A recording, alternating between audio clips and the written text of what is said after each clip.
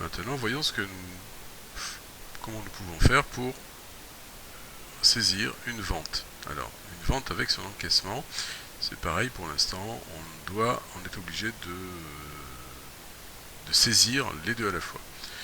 Mais dans un très proche avenir, on pourra faire les deux. Par exemple, on pourrait tout à fait imaginer qu'on saisisse une subvention. C'est pas véritablement une vente, mais enfin c'est un produit. Donc c'est quelque chose qui va rentrer dans cette catégorie.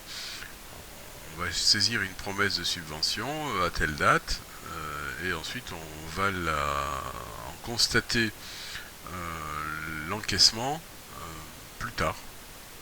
Voilà, donc on a deux opérations.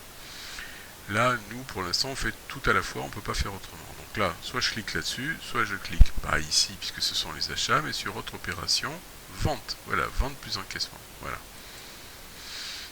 Et je me retrouve avec le même genre de disposition que tout à l'heure. Donc on va saisir par exemple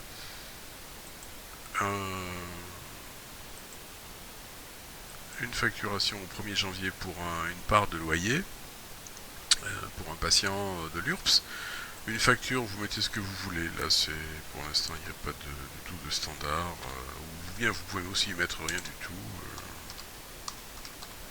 Bon, mettons qu'on met ça. Le journal, donc ça c'est l'URPS. Non, c'est pas l'URPS, c'est Intad Bank, puisqu'il paye par virement ce monsieur. Intad Bank, voilà. Le compte produit, ben, je vais choisir loyer là-dedans. Voilà.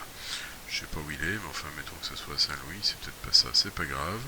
Il paye donc par virement. L'usager, je vais chercher ici, je vais taper Bito, voilà, que je connais son nom, ça aide. Et le libellé, ben, je mets également ce que je veux. Vous voyez, je sais pas, janvier 2. En fait, j'avais déjà rentré une fois, mais c'est pas grave puisque c'est vraiment pour la démonstration. La structure, c'est pas tout à fait l'URPS en fait, hein, c'est appart, voilà. Et l'activité, ben, loyer appartement. Voilà. Donc par contre, je serais tenté de cliquer tout de suite là-dessus si je vois pas ce qu'il y a en dessous. Mais il va me dire, remplissez tous les champs pour les produits services vendus. Oui, j'ai oublié ici. Référence produit. La référence produit. Loyer? Non, il n'y a pas. C'est pas bon. Avec un L. Quelque chose avec un P? Par patient? Voilà. Par patient. La quantité, il y en a un. Et il en a... Voilà. Et ça vaut 100 € à chaque fois. Donc, je ne vais pas cliquer là-dessus parce que sinon, je vais avoir une deuxième ligne. Or, ce monsieur Bito, il nous a payé qu'une seule chose. Et je ne vais pas non plus cliquer là-dessus, sinon je supprime tout simplement ce que je viens d'écrire. Donc là, je peux l'envoyer.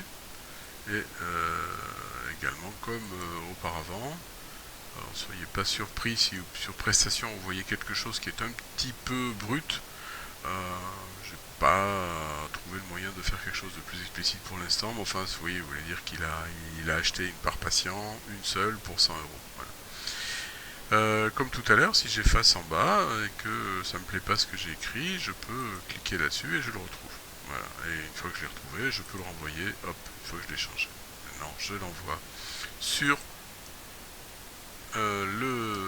les journaux, je l'envoie sur la base de données et j'ai bien effectivement, voilà, mon monsieur Bitoyani qui a payé un loyer janvier 2 avec un numéro de pièce qui se trouve ici.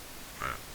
Les numéros de pièces, c'est ce que vous allez marquer sur votre pièce papier. Évidemment, il y a des numéros qui se suivent, mais vous allez avoir plusieurs fois le numéro 1, plusieurs fois le numéro 2, parce que chaque structure, évidemment, a sa propre liste, sa propre séquence de numéros. Maintenant, chaque structure a une lettre. Ici, par exemple, R, ça correspond probablement aux appartements. Ici, K, ça correspond probablement au CATTP, au CMPEATP. Vous n'êtes pas obligé de reporter tout ça sur sur vos pièces papier. Sachez simplement que si vous mettez le dernier numéro, 4, 8, 7, ça suffit. À partir du moment où on sait s'il s'agit d'une pièce de vente, V, d'achat, A, et de quelle structure enfin à quelle structure elle appartient. Maintenant, je vais vous donner également la nomenclature de ces à titre d'information, vous aurez également cette nomenclature des lettres qui servent à identifier les structures dans les numéros de pièces. Voilà. Eh bien, nous avons terminé pour ce qui concerne les opérations principales, l'achat, paiement et la vente et encaissement. A bientôt, la prochaine vidéo, nous allons parler des virements internes dont vous aurez sûrement besoin.